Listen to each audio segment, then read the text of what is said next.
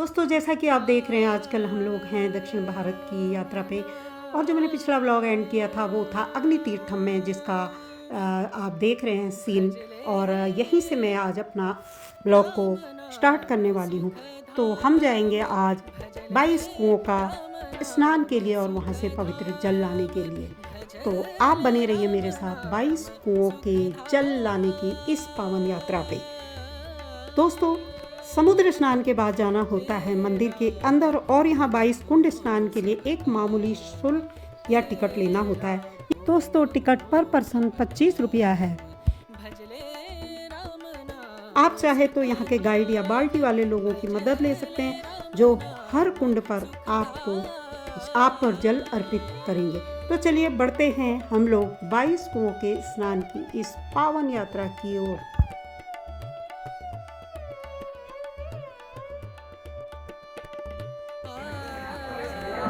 रामेश्वरम के रामनाथ स्वामी मंदिर में 22 कुंड में स्नान करना अत्यंत पवित्र माना जाता है, जो पापों से मुक्ति और आध्यात्मिक शुद्धि के लिए प्रसिद्ध है। दोस्तों, समुद्र स्नान के बाद गीले कपड़ों में ही मंदिर के उत्तर द्वार से ही आप कुंड में प्रवेश कर पाते हैं। मान्यता है कि भगवान राम ने अपने तीरों से इन्हें बनाया था। यह अनुष्ठान अग्नि तीर्थम में स्नान के बाद 22 कुंडों के पवित्र जल से स्नान करके पूरा किया जाता है। दोस्तों, ये 22 कुंड आत्मा को शुद्ध करते हैं और इनसे जुड़ी पौराणिक कथाएं हैं, जैसे महालक्ष्मी, गायत्री, सावित्री, सरस्वती और सेतु माधव तीर्थ। यहाँ पे टॉयलेट, वॉशरूम और ड्रेस चेंजिंग रूम भी है। सामने पे पोल से ढक जा रहा है, ये देख लीजिए। ये है फ्री टॉयलेट, वॉशरूम और ये लिखा हुआ है। आप आके यहाँ पे, क्योंकि अभी हम लोग जो है नमक के पानी से ही सने हुए हैं, तो 22 कुंड का स्नान ही वो कराएंगे हमें जब जल का। उसके बाद ही हम मीठे पानी से स्नान करेंगे। वैसे तो ये कुंड का जल मीठा ही होगा, लेकिन फिर हम अपने हिसाब से स्नान कर सकते हैं। दोस्तों, मैं लगी हूँ अभी 22 कुंड का जल लाने की लाइन पे। इतनी लंबी लाइन है, मैं क्या बता दूँ आपको, बहुत ज़्यादा लंबी लाइन है। वही हमको वहाँ पे नहलाएंगे वो लोग खुद ही।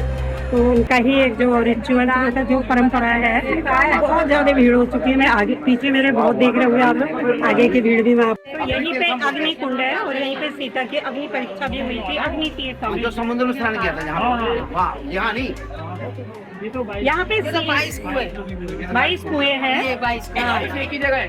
लेकिन यहाँ पे अग्नि कुंड था वो अग्नि कुंड समुद्र में जहाँ स्नान किया। जहाँ सीता मैया ने अग्नि परीक्षा दी थी, वो जहाँ से हम आ गए वो समुद्र। यहाँ पे हमें मिलेगा 22 कुओं का स्नान। वही कराएंगे। अपना लाओ, जल भर के ले जाओ। अरे ऐसा लेते ना, ऐसा अरे नहीं, हम सबको देंगे भी। ये खोल करके ऐसे रखना पड़ेगा।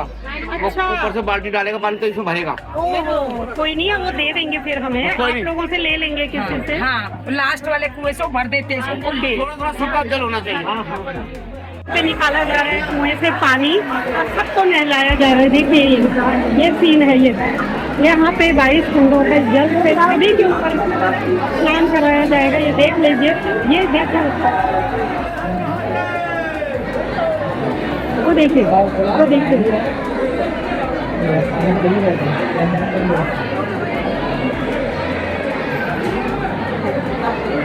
देखिए 22 कुंडों के जल के साक्षात दर्शन 22 कुंड का जल। देखिए यहाँ पे कुछ इस तरह बांधा गया और यहाँ पे सब जगह के 22 जब हम कुएं का जल पड़ता है तो यहाँ पे भी कुएं का जल डाला जा रहा है। लगी हुई है। यहाँ पर है सरोवर और यहाँ पे भी जल जो है दिया जा रहा है कुएं से।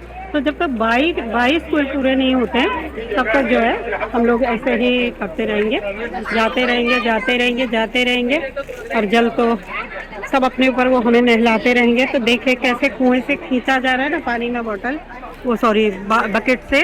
और ये देखे यहाँ पे नीचे जल है, कुएं से खींचा जा रहा है, सबको नहलाया जा रहा है। इस तरह से नहलाया जाता है। यही यहाँ का महत्व है। दोस्तों, बहुत भारी भीड़ है यहाँ पे, बहुत भारी भीड़ बढ़ रही है। तो बढ़ते हम लोग। दोस्तों, सबसे पहले है महालक्ष्मी तीर्थम, सावित्री तीर्थम, फिर गायत्री तीर्थम, सरस्वती तीर्थम, सेतु माधव तीर्थम, गंधमादन तीर्थम, नवलक्ष्मी तीर्थ। दोस्तों, अब हम पहुंच गए हैं सबसे अंत में कोटि तीर्थम। कहा जाता है कि जब भगवान कृष्ण ने कंस का वध किया तो उसके बाद उन्होंने कई तीर्थों की यात्रा की।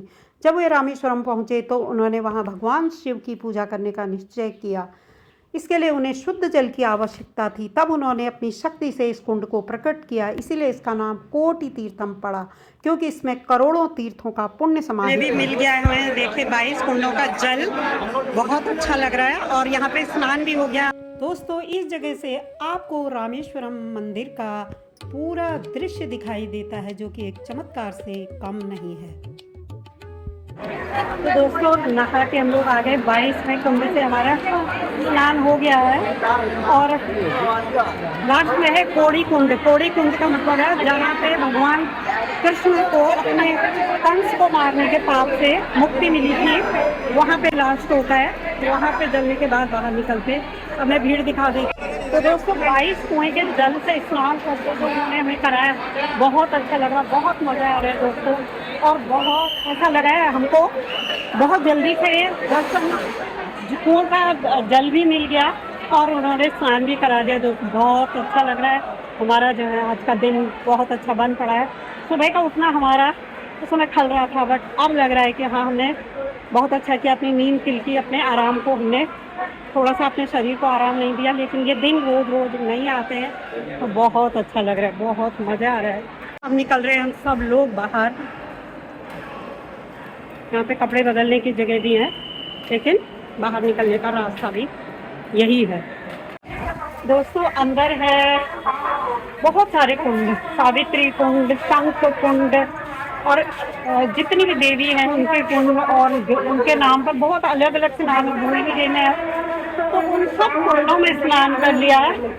1.5 किलोमीटर का फेरा पड़ गया, क्योंकि एंट्रेंस जहाँ पे है वहाँ से निकालने हैं जूते चप्पल। तो उसी के लिए हमें बहुत लंबा, एंट्रेंस इधर से हम जा रहे हैं, एग्जिट इधर से भी, तो बहुत लंबा फेरा हमारा पड़ गया है बहुत। लेकिन बहुत अच्छा है। सावित्री कुंड वगैरह जितने कुछ नाम मुझे याद है, बाकी नाम भी याद नहीं है। तो दोस्तों, अंत में 22 कुओं के स्नान के बाद जो परंपरा है वो अपने पितरों के श्राद्ध और तर्पण संस्कार की है। तो अब हम भी वहीं पे बढ़ चले हैं और करते हैं अपने पितरों का श्राद्ध और तर्पण। दोस्तों, रामेश्वरम को दक्षिण की काशी कहा जाता है और पितृ कार्य के लिए इसे गया के समान ही फलदायी माना गया है। यहाँ रामेश्वरम में श्राद्ध और तर्पण का अपना अलग महत्व है। शास्त्रों के अनुसार भगवान राम ने रावण के वध के बाद अपने पूर्वजों की आत्मा की शांति के लिए यहीं तर्पण किया था। माना जाता है कि यहाँ श्राद्ध करने से पितरों को मोक्ष मिलता है और परिवार को पितृदोष से मुक्ति मिलती है। रामेश्वरम में श्राद्ध कर्म के लिए 2 मुख्य स्थान सबसे पवित्र माने जाते हैं, अग्नि तीर्थम और धनुष कोडी। तो इधर हम बढ़ते चले जा रहे हैं, समझ में नहीं आ रहा कहाँ पे होना है। बाकी मजा लीजिए यहाँ पे समुंदर का भी, और करवा लेते हैं। श्राद्ध तर्पण वगैरह होगा, श्राद्ध तर्पण वगैरह होगा, तर्पण हाँ, ये यहाँ पे होगा, तर्पण वगैरह होगा। बाबूलाल शर्मा हिंदी किधर है? ओके, बाबूलाल शर्मा कहाँ है? बाबूलाल शर्मा, बाबला शर्मा, अच्छा, वही कराएंगे। हिंदी जो लोग होते हैं, हिंदी विधि विधान से हमारे बाबला शर्मा, यही है, ये है पंडित जी, यही कराएंगे। देखिए कितना अच्छा है ना, सामने समुंदर विशाल, लोगों का हुजूम उमड़ा हुआ है नहाने धोने, और एक तरफ हमारे ये देखिए ये सारी चीजें एक साथ मिक्स हो रही हैं। ये देखिए, देख लीजिए दोस्तों। तो यहाँ पे अभी हो गया, बात कर ली है, यही पंडित जी करेंगे हमारे पितरों का श्राद्ध तर्पण संस्कार। आ रहे हैं मेरे हस्बैंड, पिंडदान, श्राद्ध, बड़े तीर्थों का अपना अलग महत्व है। तो ये बैठे हैं पंडित जी और ये बैठे हैं, यहाँ पे भीड़ हो रही है काफी। मेरे हस्बैंड बैठे हुए, ये देखिए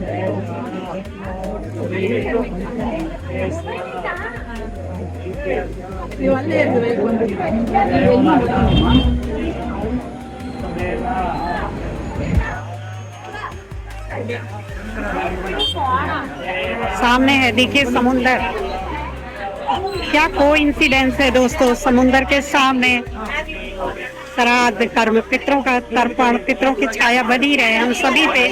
तो ये है रामेश्वरम। तो दोस्तों यहाँ पे हमारे वहाँ ये जो हमारे पितरों का श्राद्ध कर्म वगैरह भी हो गया है, पिंडदान वगैरह जो भी है, तर्पण जिस विधि से भी उन्होंने कराया पंडित जी ने वो हो गया है। और अब हम बढ़ रहे हैं होटल की ओर। कपड़े भीगे हुए हैं, पूरे बदन में चिपके हुए हैं, कपड़े वपड़े चेंज करते हैं, नहाते हैं और तैयार होके फिर आते हैं। काफ़ी गर्मी हो रही है तो हमने मंगा लिया अपने लिए लस्सी भी। रात में भी यहीं पे हमने डिनर किया था, तो ये मिल रहे हैं इडली डोसा सांभर वगैरह। बाकी तो यही हम लोग भी खा रहे हैं, यही मंगा लिया है। टेस्टी है यहाँ का डोसा इडली वगैरह वैसे तो, पर फिर भी मेरा नॉर्थ इंडियन का जो मुंह में लगी है ना स्वाद, वो भी नहीं भूलती हूँ मैं कहीं भी चले जाऊँ। और जब से इधर को निकले हैं ना, बेंगलुरु क्या कहीं पे भी हम लोगों को इसी तरह का खाना अक्सर मिल रहा है। यहाँ पे उपमा नहीं है, केवल इडली है, सांभर वड़ा नहीं है। तो कुछ ही कुछ चीज़ें हैं यहाँ पे, क्योंकि ये धार्मिक स्थल है और यहाँ पे जो चीज़ ज़्यादा डिमांड में होगी वही रखा जाएगा। तो दोस्तों आज था हमारा जो ब्लॉग 22 कुंडों का पवित्र स्नान और उसके बाद श्राद्ध और तर्पण संस्कार आदि। तो दोस्तों अगर आपको मेरी रामेश्वरम यात्रा का यह वाला पड़ाव पसंद आया हो तो प्लीज़ लाइक शेयर कमेंट और चैनल पे नए हो तो सब्सक्राइब जरूर कीजिएगा। बहुत जल्द मिलेंगे दक्षिण भारत की कुछ अन्य जगहों की ओर, तो बने रहिएगा और एंजॉय करिए मेरे साथ दक्षिण भारत की यात्रा। Thanks for watching, thanks for your time. तो लेके आती हूँ आपके लिए एक बहुत सुंदर और ब्लॉग खूबसूरत जगहों का।